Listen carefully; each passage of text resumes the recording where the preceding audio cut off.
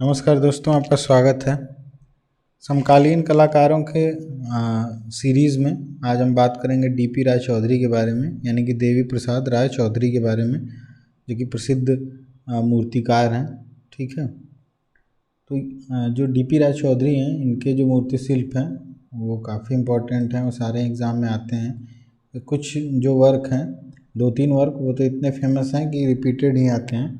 तो इनसे रिलेटेड जो भी इनकी चीज़ें हैं, जो भी विशेषताएं हैं, वो सारी हम नोट करेंगे, इस वीडियो में देखेंगे। ठीक है, तो आइए शुरू करते हैं।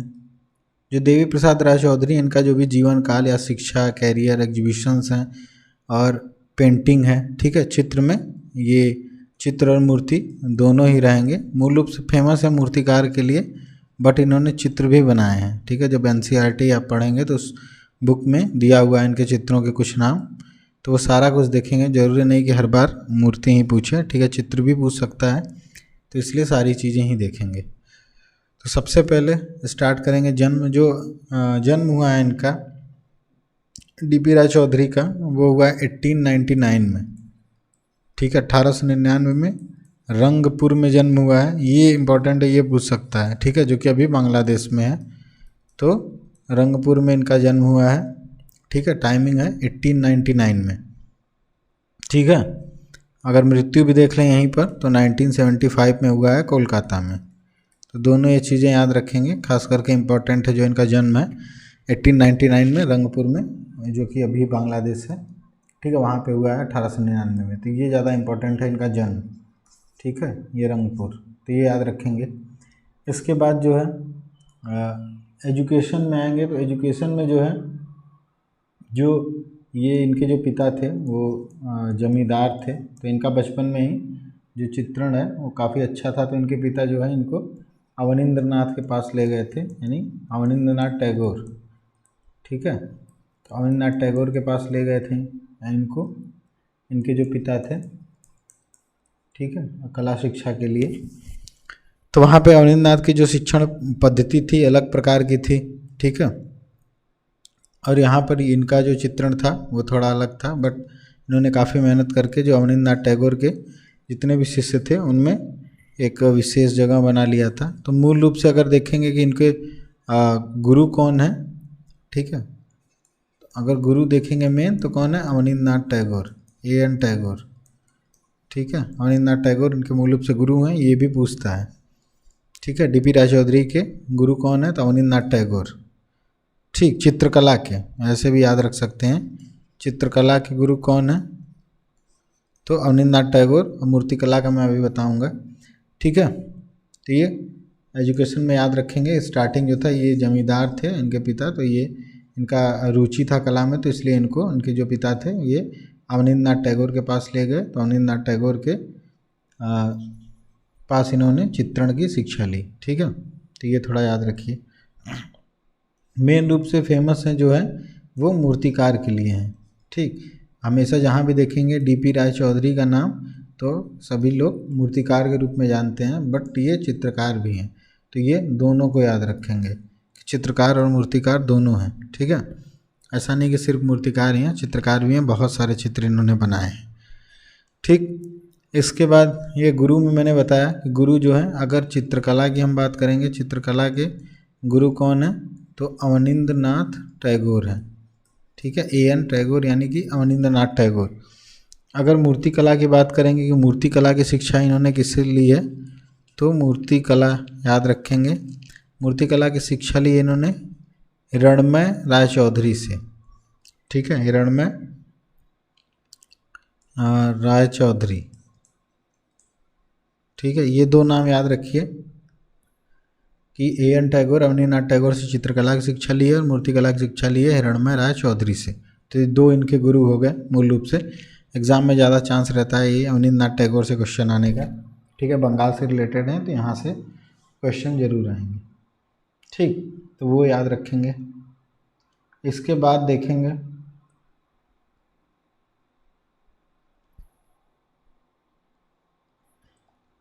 इसके बाद जो है, जो अगर चित्रण की बात देखेंगे, ये जैसे एजुकेशन में हो गया, तो कहाँ पर ये एज ए टीचर इन्होंने काम किया।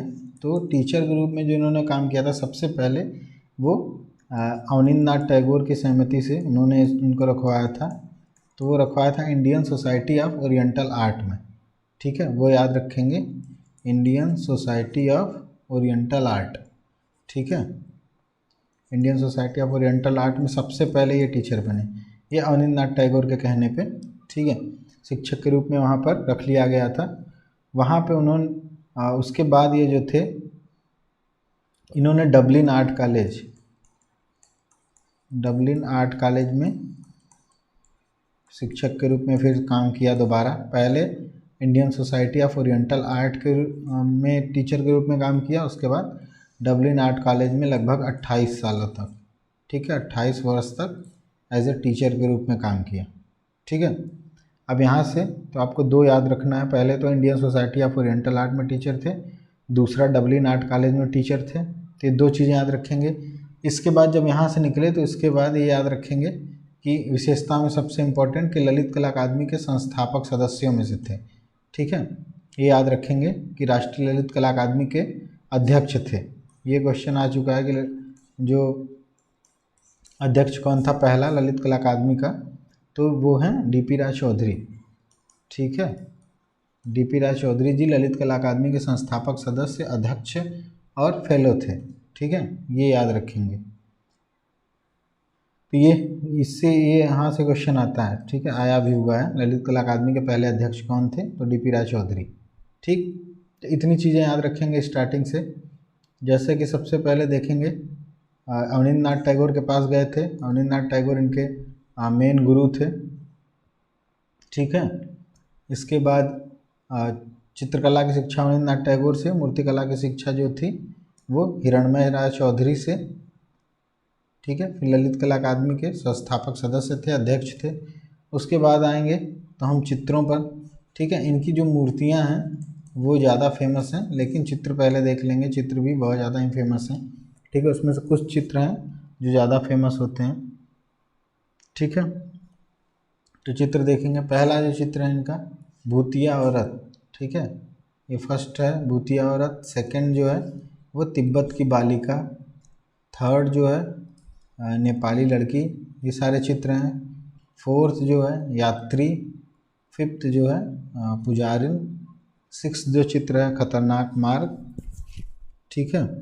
ये शहीद स्मृति, तो ये मूर्ति है, ठीक है। तो ये भूतिया औरत, तिब्बत की बालिका, नेपाली लड़की, यात्री, पुजारिन, खतरनाक मार्ग, ये सारे जो हैं इनके चित्र हैं। इसके बाद देखेंगे तूफान के बाद, ये भी इनका चित्र है। पुल, इसको ब्रिज बोलते हैं, ठीक है, ये बहुत फेमस था, इनका वर्क है ब्रिज, बहुत सारे बुक्स में देखेंगे इसका नाम मिला हुआ है ब्रिज का, ठीक है। तो ये थोड़ा याद रखेंगे कि ब्रिज इनका फेमस है। दुर्गा पूजा शोभा यात्रा, ये बहुत ज़्यादा फेमस है, ये ऑयल कलर में बनाया है, तैल रंग में, ठीक है। जो एनसीईआरटी की बुक है उसमें ये चित्र मेंशन है, दुर्गा पूजा यात्रा, ठीक है। ब्रिज भी मेंशन है, ये भी, ठीक है। ब्रिज जो था ये पेस्टल में था, ठीक, ब्रिज जो है पेस्टल में है। दुर्गा पूजा शोभा यात्रा जो है तैल में है, ठीक है। उसके बाद जो है green and gold, green and gold जो है ये फेमस था क्योंकि लंदन की प्रदर्शनी में इसको दिखाया गया था, लंदन प्रदर्शनी, ठीक है। ये कुछ चित्र हैं जो आपको जो एनसीईआरटी की बुक है उसमें मिलेंगे। पहला है ब्रिज, पेस्टल में बनाया, दूसरा दुर्गा पूजा शोभा यात्रा तैल रंग में बनाया, तीसरा ग्रीन एंड गोल्ड, ये लंदन के एग्जीबिशन में वहाँ पे एग्जिबिट हुआ था, ठीक है। इसके बाद जो है एक चित्र है कौतूहल, तो ये तीन आपको जरूर याद रखने हैं, पुल, दुर्गा पूजा यात्रा, ग्रीन एंड गोल्ड, ठीक है। इसके बाद नेक्स्ट में देखेंगे जीवन, इनका चित्र है पशु अध्ययन, आरती, हरा और सुवर्ण और अभिसारिका, ठीक है। ये सारे भी इनके चित्र हैं।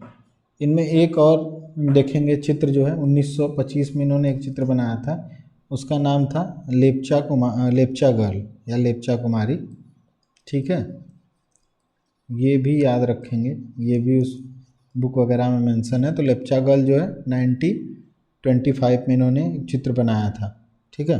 इसमें एक ही फेस बना हुआ है, ठीक, गहरी रेखाएं हैं इसमें, तो ये भी एक इम्पॉर्टेंट है, तो इसको भी आप नोट कर सकते हैं, लेप्चा गर्ल 1925, ठीक। तो चित्रों को एक बार और देख लीजिए, भूतिया औरत, तिब्बत की बालिका, नेपाली लड़की, यात्री, पुजारिन, खतरनाक मार्ग। इसके बाद है तूफान के बाद इम्पोर्टेंट में है पुल यानी ब्रिज, दुर्गा पूजा शोभा यात्रा, ग्रीन एंड गोल्ड, कौतूहल, ठीक है, जीवन, पशु अध्ययन, आरती, हरा स्वर्ण और अभिसारिका। ये इनके इतने चित्र हैं फेमस, ठीक है। अब आगे बढ़ेंगे मूर्तियों पर। तो मूर्ति जो है ये तो वेरी वेरी इम्पोर्टेंट है, ठीक है, 100% यहाँ से क्वेश्चन आता है जो कि इनकी मूर्ति है, ठीक है। श्रम की विजय, जिस अपनी ही देखी होगी, ट्रम्प ऑफ लेबर इंग्लिश में बोलते हैं, और हिंदी में जो है वो है श्रम की विजय, ठीक है। अब ये जो है अगर एनसीईआरटी का देखेंगे तो उसमें टाइम जो दिया हुआ है बुक में, ये ब्रॉन्ज में है, ठीक है। जो प्लेस दिया हुआ है वो है मद्रास का बीच है, मरीना बीच, ठीक है, मरीना बीच, ये याद रखिए, ठीक है। मद्रास के मरीना बीच पे टाइमिंग है 1954, ठीक है। मरीना बीच ब्रॉन्ज में है, श्रम की विजय, ठीक। तो ये याद रखेंगे, ये बहुत इंपॉर्टेंट है, बहुत बार आया हुआ है, ठीक है, अनलिमिटेड टाइम आया हुआ है ये। टीपी राय चौधरी। और एक और इसी का प्रतिरूप देखेंगे तो दिल्ली में भी है, ठीक है, सबने उसको देखा होगा, वो सीमेंट में है, ठीक है। कास्ट इन ब्रॉन्ज अगर पूछेगा तो मरीना बीच पे है, और सीमेंट में अगर पूछेगा तो दिल्ली में है, ठीक है। दोनों याद रखेंगे, दोनों ही इन्हीं का है, डीपी राय चौधरी जी का है, ट्रम्प ऑफ लेबर, ठीक। अधिकांशतः ये ब्रॉन्ज वाला पूछता है माध्यम, ठीक है। तो ये पहला जरूर याद रखेंगे, हमारा जो फर्स्ट है ट्रम्प ऑफ लेबर, बहुत इंपॉर्टेंट है, ठीक है, बहुत ही इंपॉर्टेंट है, तो इसलिए इसको याद रखेंगे। नेक्स्ट मूर्ति देखेंगे मैट्रियल मेमोरियल यानी कि शहीद स्मारक। ये सेकंड हमारा जो है शहीद स्मारक, ये पटना में है, ठीक, सबने देखा होगा इसको, तो ये भी याद रखेंगे। ये सेकंड इनका बहुत फेमस है, हमेशा जो है श्रम की विजय यानी ट्रम्प ऑफ लेबर ही आता है, बट ये भी इम्पोर्टेंट है, पटना सचिवालय के बाहर है ये, इसका नाम है शहीद स्मारक, ठीक है। तो इसको भी याद रख लीजिएगा। अब ये जो है शहीद स्मारक जो है, इस पर डाक टिकट भी बना हुआ है, ठीक है, ये है डाक टिकट, ये देख रहे होंगे आप, मूर्ति शिल्प है, ठीक है। ये जो भारत छोड़ो था 1942 में, क्विट इंडिया मूवमेंट जो था उसी पर बना था ये, 15 पैसे का था ये डाक टिकट। और चित्र कौन सा है, तो शहीद स्मारक। पूछ सकता है क्वेश्चन में कि 4 ऑप्शन में कि किस मूर्ति पर, एंड डीपी राय चौधरी की किस मूर्ति पर डाक टिकट जारी हुआ था। तो डाक टिकट जो है ट्रम्प ऑफ लेबर और शहीद स्मारक दोनों पे ही जारी हुआ था, ठीक है। तो दोनों याद रखेंगे।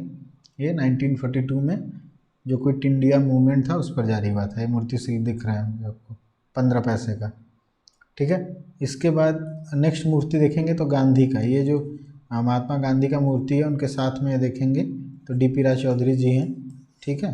ये गांधी जी की मूर्ति उन्होंने बनाई है, तो महात्मा गांधी का भी जो स्कल्पचर है उन्होंने ही बनाया था, तो याद रख लेंगे इसको भी, ठीक है। तो ये 3 आपको बहुत ज़्यादा ज़रूरी याद रखना है। पहला श्रम की विजय, दूसरा जो है शहीद स्मारक, तीसरा जो है महात्मा गांधी, ठीक, ये 3। अब इसके बाद जो आगे बढ़ेंगे बहुत सारी और भी मूर्तियां हैं, वो भी देखेंगे। तो और मूर्तियों में जो है पहला देखेंगे आफ्टर द बाथ, ठीक है, आफ्टर द बाथ। उसके बाद है रिदम, ये विक्टिम ऑफ हंगर, ठीक है, विक्टिम ऑफ हंगर। पहला आफ्टर द बाथ, दूसरा रिदम, तीसरा विक्टिम ऑफ हंगर। ये सारी मूर्तियां हैं, ठीक है, चित्र मैंने स्टार्टिंग में ही बता दिए, ये सारी ही मूर्तियां हैं। ये देखेंगे। नेक्स्ट देखेंगे व्हेन विंटर कम्स, इसको हिंदी में अगर बुक्स में देखेंगे तो लिखा रहता है जब शीत ऋतु आती है, ठीक। तो व्हेन विंटर कम्स, ये भी जो है इनका मूर्ति शिल्प है। फोर्थ, 5वां देखेंगे द लास्ट स्ट्रोक, ठीक है। इसके बाद है गॉड ऑफ डिस्ट्रक्शन, ये पीओपी में है, प्लास्टर ऑफ पेरिस में, ठीक है। तो ये भी, ये सारी ही इनकी मूर्तियां हैं, ठीक, इतनी मूर्तियां हैं इनकी। 4 जो मूर्तियां हैं, 3 गांधी जी की, शहीद स्मारक और श्रम की विजय, वो आपको जरूर याद रखनी है। उसके अलावा जो है ये after the bath, rhythm, victim of hunger और when winter comes, the last stroke, god of destruction, ये 6 मूर्तियां ऐसे नाम से याद रखनी है, ठीक है। विशेषताओं में जहाँ से क्वेश्चन आ सकता है वो एक चीज़ वो याद रखनी है कि ललित कला अकादमी के जो है पहले अध्यक्ष थे, ठीक है, संस्थापक थे। प्रभावित किससे थे या गुरु कौन थे? तो गुरु जो थे वो अवनींद्रनाथ टैगोर थे। चित्रकला की शिक्षा अवनींद्रनाथ टैगोर से ली थी। मूर्तिकला की शिक्षा हिरणमय राय चौधरी से ली थी। प्रभावित किससे थे? तो प्रभावित थे रोडिन से, ठीक है, अगस्तस रोडिन या अगस्तस रोंदा आप लोगों को मिलता होगा देखने को, रोडिन या रोंदा, ठीक है, इनसे प्रभावित थे। तो 3 गुरु इनका मान सकते हैं, 3 गुरु जहाँ से क्वेश्चन आ सकते हैं, ठीक है। तो ये सारे पॉइंट आप याद करके रखिए कि कहाँ कहाँ से क्वेश्चन आ सकते हैं, ठीक। इसके बाद आगे बढ़ेंगे तो इसमें है जो अवार्ड मिला है इनको, तो ललित कला अकादमी फेलोशिप मिला था 1962 में, ये याद रखिए, ठीक है, ललित कला अकादमी का फेलोशिप 1962। इसके बाद है 1958, सबसे इम्पोर्टेंट है, भारत सरकार की तरफ से जो है इनको पद्म भूषण मिला हुआ है, ठीक है, 1958 में। तो इतनी चीज़ें हैं इनसे रिलेटेड जो आपको याद रखनी है, जो जहाँ से क्वेश्चन आ सकता है, ठीक। जहाँ जहाँ से क्वेश्चन आएगा मैं वो बता दे रहा हूँ एक बार। पहला जो चीज़ है वो आएगा जन्म से, ठीक है, कि जन्म कहाँ पर हुआ है, ठीक, ये ज़रूर याद रखेंगे। दूसरा आएगा इनके गुरु किस कौन है और ये प्रभावित किससे थे, ठीक है, सेकंड यहाँ से क्वेश्चन आ सकता है। थर्ड जो है जो ललित कला अकादमी है उसके पहले अध्यक्ष कौन थे, तो वहाँ के वहाँ से क्वेश्चन आ सकता है अध्यक्ष से, थर्ड पॉइंट। फोर्थ जो है मूर्तियाँ जो भी इनकी फेमस है, चाहे श्रम की विजय हो या फिर शहीद स्मारक, ठीक है, यहाँ से क्वेश्चन आ सकते हैं, ठीक, जो फेमस वाले हैं। इसके बाद जो है कि अदर जो मैंने चित्र वगैरह बताए हैं वो देख लीजिए। उसके बाद आ सकता है पद्म भूषण से, कब इनको मिला है भारत सरकार की तरफ से, ठीक है, तो यहाँ से ये क्वेश्चन आ सकता है। तो इतनी चीज़ें यहाँ से आ सकती हैं, कम से कम ये जितने पॉइंट हैं वो आप रेडी करके रखिए, ठीक है, इतना तो आ सकता है निश्चित तौर पर, ठीक है, ठीक। गुरु में और प्रभावित में वो दोनों याद रखेंगे, गुरु कौन है और किससे प्रभावित थे,